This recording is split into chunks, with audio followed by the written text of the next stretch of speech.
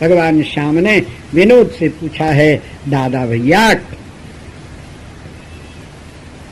मेरी भाभी माँ ने कछु भेजो है? कछु तो भेजो है। सुदामा जी ने गठड़ी को देखा है, निकाल के दिखाया है, में जल आया, लपक कर लिया, वस्त्र फट गया, छितरा गया।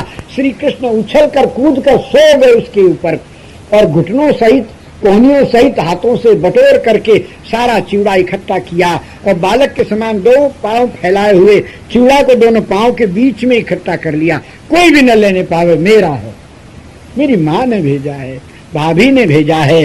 चिवड़ा जब श्री ठाकुर खाने लगे हैं, सुदामा जी रो पड़े, हाय ब्रजराज द्वारिकाधीश, ये क्या करते हो, ये तुम्हारे खाने की चीज है।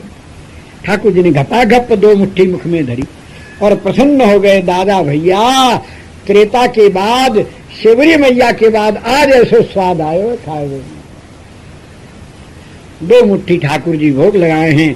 तब तीसरी मुट्ठी जो भरने लगे तो श्री रुक्मिणी जी ने हाथ जोड़कर कहा, अर्धांगिनियां बाकी हैं, आधा आपका हिस्सा, 4 मुट्ठी है, 2 आपने ले ली और जो भेजा है आपकी भाभी माँ लगती हैं, हम लोगों की भी कुछ लगती हैं कि नहीं।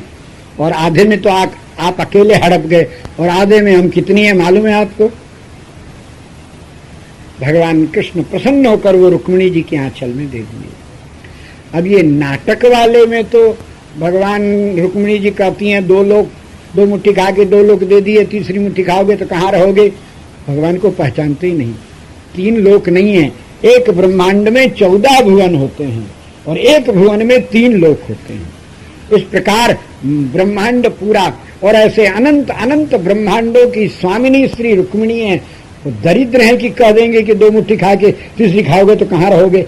अरे श्री कृष्ण कम देवें तो इनको बुरा लगता है, ये ज्यादा देती हैं। श्री कृष्ण देने वाले हैं और ये बरसाने वाली हैं। बोल बरसाने वाली। इन्होंने प्रेम से कहा है, सुदामा जी की पत्नी ने भेजा है, हम लोगों को भी प्रसाद मिलना चाहिए। नाटक तो मनोरंजन के लिए होता है, उसमें मनोरंजन करो, पर सुदामा जी का परिचय ऐसा है। महारानियां अत्यंत दिव्य हैं।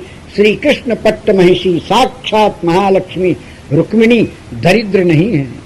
इसलिए रुक्मिणी जी ने तो प्रेमोपहार को स्वीकार करके सुदामा जी को संतुष्ट किया है। जब रुक्मिणी जी बांटने लगी तो सुदामा जी रो पड़े, हाँ ये प्रेम की पुतली, ये इतनी भीड़ है, एक एक दाना भी तो नहीं हटेगा सबको। पर सुदामा जी का थोड़ी ही देर में आश्चर्य से आंखें फैल गई। ये देती जाती हैं और सब लेते जाते हैं, एक एक मुट्ठा सबको दिया है। अन्नपूर्णा की आराध्या साक्षात महालक्ष्मी के हाथ से वस्तु घटे कैसे।